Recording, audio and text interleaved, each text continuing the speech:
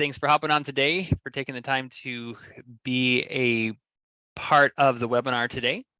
And just as we get started, I want to point out to you the options for your Q&A, the Q&A section there in your webinar controls. So feel free to take advantage of that.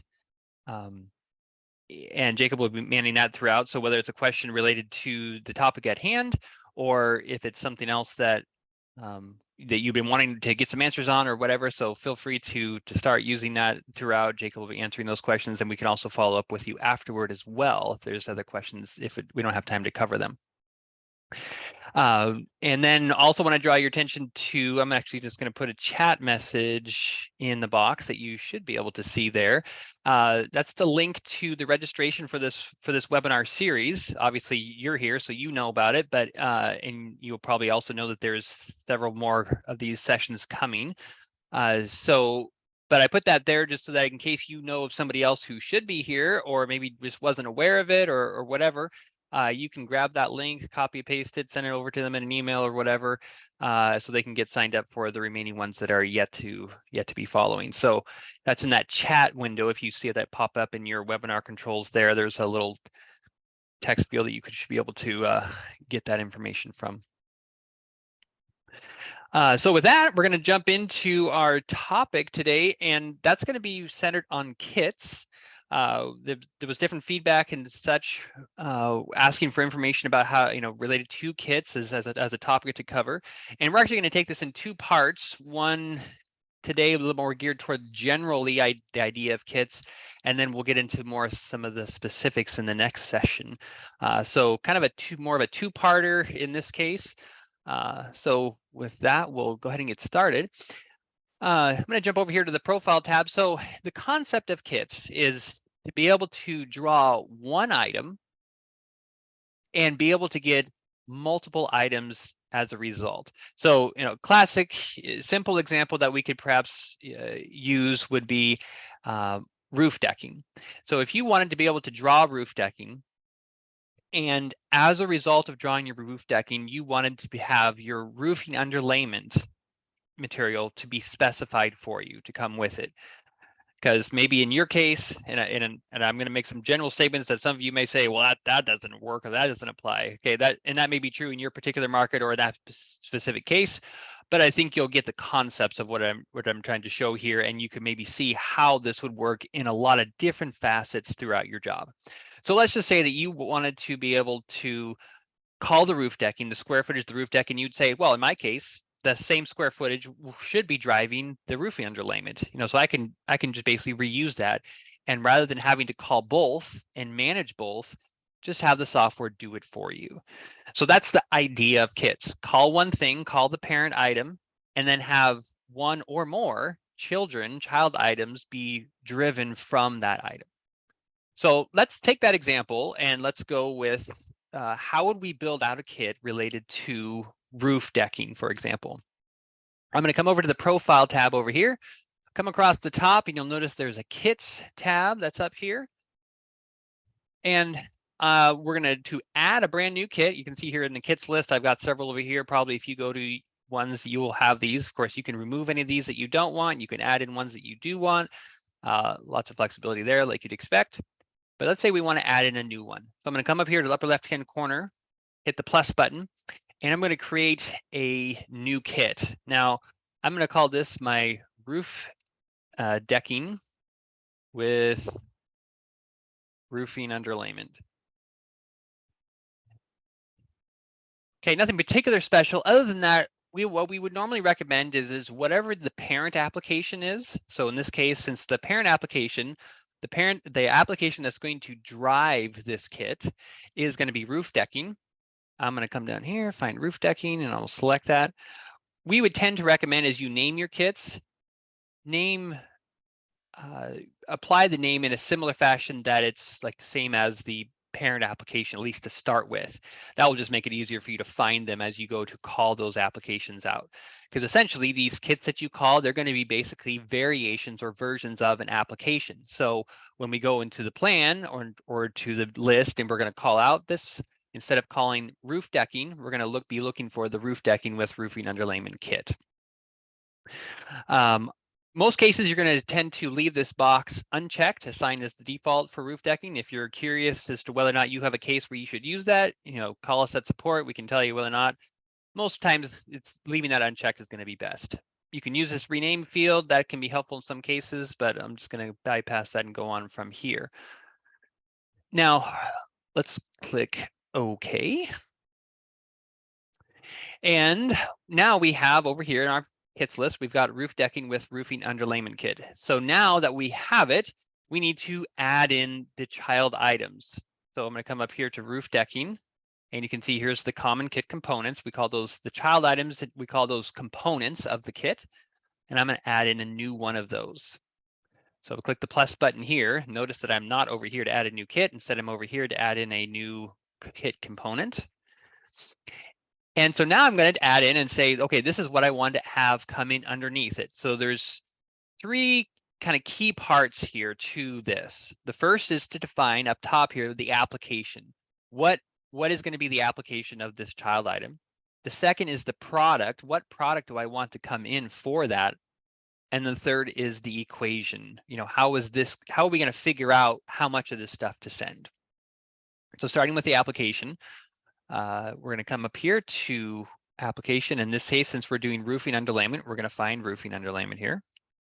So we'll come down to roofing underlayment. I could choose to rename that application if I wanted to. That has some utility in some cases. I'm just going to leave it as it is for the moment. Now that I've picked an application, I'm going to come to product family, and I'm going to leave this blank for a moment, and then equation can be down here. I'm going to leave that blank for a moment just to show you parts and pieces of how this can work. Click OK. And now we have now added that application line here for roofing underlayment. I'm going to come over here to my list. I'm going to come to my roofing or my roof pack, and I'm going to add an application. Now, of course, we could do this from the digitizer and link it and everything. We're just going to choose to work in the list in this time just to make it simple. I'm going to come to my roof. Notice that here's my roof decking with roofing underlayment kit. I'm going to select it. I'm going to add that in. It gets added into the list.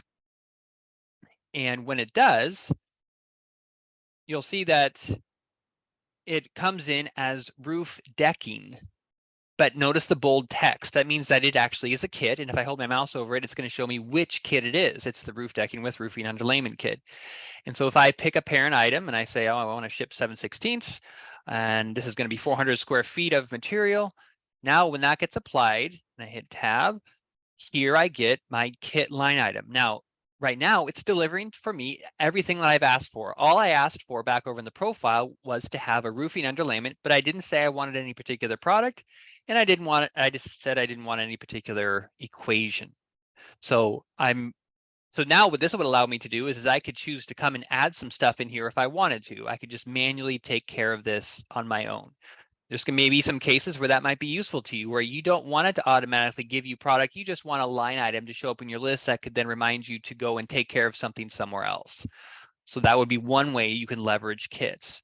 I'm going to come back over here to the profile.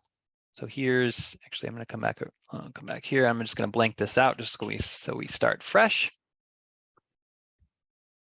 All right, so I'm going to come back to the profile. So now let's change this a little bit further. This same kit component, I'm going to edit it, and let's say that I want a product automatically show up. So I'm going to come here, just use some very basic number of 15-pound felt. I'm going to right click on it to choose set as an initial product family. So I'm going to set as an initial product family. Notice it turns bold.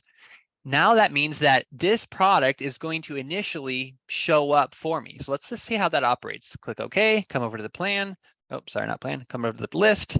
I'm going to populate this again, pick my 7/16, my 400 square feet. And now instead of just getting an application, now it actually initially populates with that roll of 15-pound felt. Now note here that I can change this. I'm not stuck with that. I could say, oh, actually, I wanted 30-pound for this job, and I could change and adjust it. It's just doing what initially populates into that product field. But notice I don't have anything in the input field because I haven't set an equation yet. So that would be another way that you could potentially use a kit component, is that you would have it show up with both an application and a product, but no equation. And then that would just prompt you to deal with what you need to take care of in certain cases, or have different variations depending on what circumstance you're in. Okay, so having done that, we'll just reset this and come back to the profile. Now let's say that I want to actually have it fill in something for me. Click the edit button here. Now I'm going to come to my equation. Now, the equations, in many ways, this has a lot of similarity to some of the functions that you might have in Excel. We're not going to get into so much of that today, but the big thing I want to point out to you is these little options down here. Notice that if I hold my mouse over the SF, it says total square feet from the parent input, or the OCT. This would be the total count from the parent output. So in this case, since the parent is the roof decking, this would be how much square footage of roof decking did I measure? And so if I use SF in my equation, that basically is just a reference to, whenever this gets used, that insert the amount of square feet here. So if I had drawn 1,000 square feet, then 1,000 would show up here. If I changed that, then it was no longer 1,000 but 1,600, it would change it in the equation to be 1,600. And that's going to be true for other things, lineal footage that might show up in some cases for some applications, or eaches or counts, so lots of different things that you can reference from the parent item and then build into your equation. Now, you're not just stuck with only referencing SF. Again, you can build an equation here. We could say, I want to take the square footage and multiply it by 2. That way I have enough square footage of 15-pound felt to cover the area twice, for whatever reason. So you can reference items from the parent and then use other equation type formulas to build that out further. Maybe you want to divide the square footage by 2. Maybe you want to, multiply it by 2 and then divide by 3. Whatever. You can do lots of things within the equation formula, and we'll talk more about that in the future. So I've set this up. Click OK. I'm going to come over here to so I've left it as a square footage times 2, and I'm going to come over to my list. And now this time I'm going to populate my roof decking. Hit OK, and now we've got roofing underlayment. It's coming in with the product and with the input. So there's yet another flavor of how you could leverage kits, where in this case, this really is a fully automated version, where if I call the roof decking and I send it over to the roof pack, when it shows up here, it's automatically going to get this application, this product, with that equation. You'll notice that the equation here is SF times 2. So it's taking the 400 times 2 is 800, which then results in the output of the quantity. So notice that I didn't, so this is where an important clarification: as you build these equations, note that you're building the equation to go into the input field. So how you don't want to think about it is, if you come back over to the profile tab, I don't want to say, oh, I want to take the square footage of the parent and I want to divide it by, 4,000 square feet or 400 square feet in order to get to my number of rolls. In this case, you're still wanting to let the software do what it does, where it says takes the input and then applies the waste factor and gets to the output. So just keep in mind that as you're building your equations, you're not building your equation for the total output.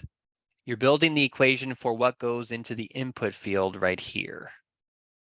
One final variation of how you can build a kit component is that instead of it, we've talked about 3 so far. One would be application only, a second would be application and product, and then a third would be application, product, and equation all built in. One final one that could also have utility, depending on how you like to set up your kits, is I'm going to unset my product family. So now I don't have a product anymore. I click OK, and we can visualize this. I have an application. I have no product, but I do have an equation set up. Now let's come back over to here, and I'm going to reset this again so we get the latest changes that I've made to this. So now if I come in here, pick this, and I hit my 400 square feet, hit tab, notice what I get. I get my application, but I have no product, and so therefore I have no output. But let's say, well, okay, in this job, I want to have underlayment. So maybe I set it up this way because it's like I want to be able to pick when I send underlayment and when I don't. But then when I pick my product like this, and I say I'll come to 15 pound and hit tab, The equation is already there for me. I don't have to go and try to figure out or type it in or anything else. It's just going to then do the right thing based on the fact that I've picked the product and the equation's been set up the way that I like it. So that's a fourth way that you might be able to leverage your child components is, and so you could imagine having a kit set up that had several components underneath it. Some of them might be populated, some of them might not. And so depending on how you want to approach your job, you can set up your kit components those different ways.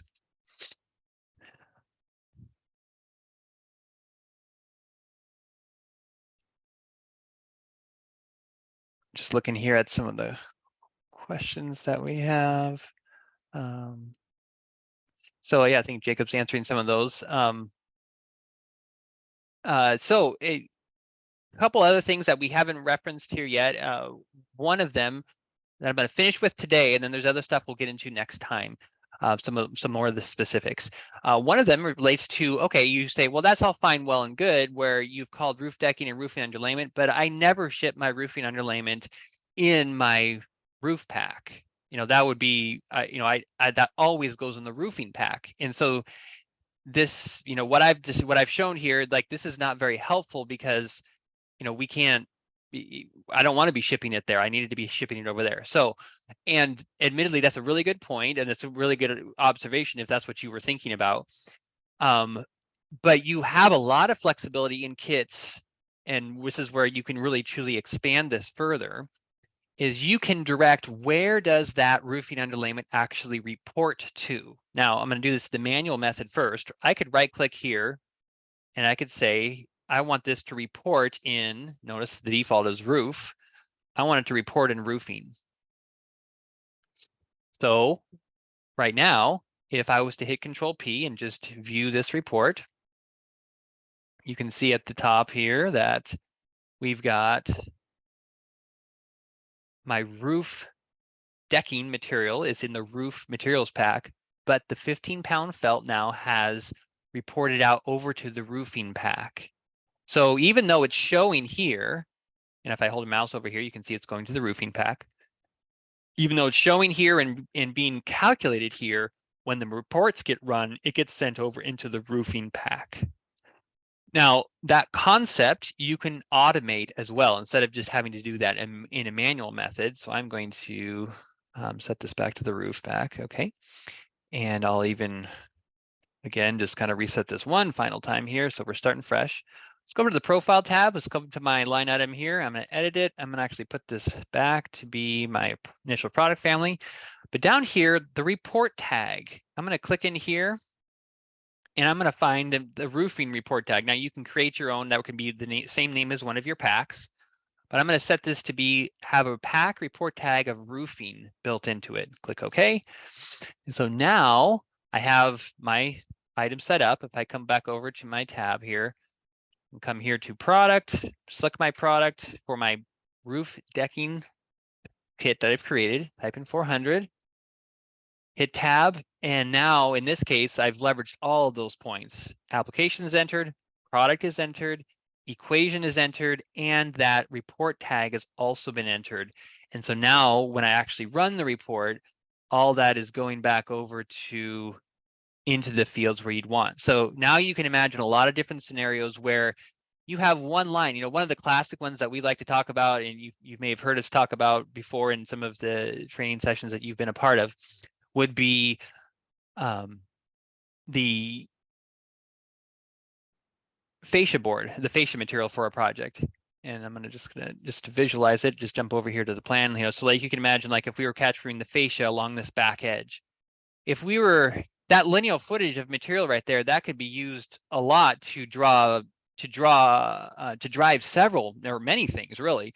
It could be driving how much fascia you need, how much subfascia. It could be driving how much drip edge you need. It could be driving how much ice and water shield you need. It could be driving how much soffit material you need, how much soffit framing material you need. It could be driving how much H2.5 clips for your rafters. I mean, it is like there's a ton of information that can come off of just that fascia, that gutter side length that you draw.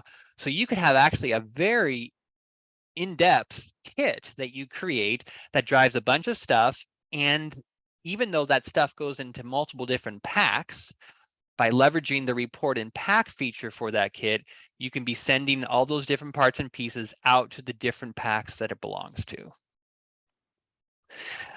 So went a little bit longer today, but hopefully some of that information is helpful to you as if you're trying to learn kits.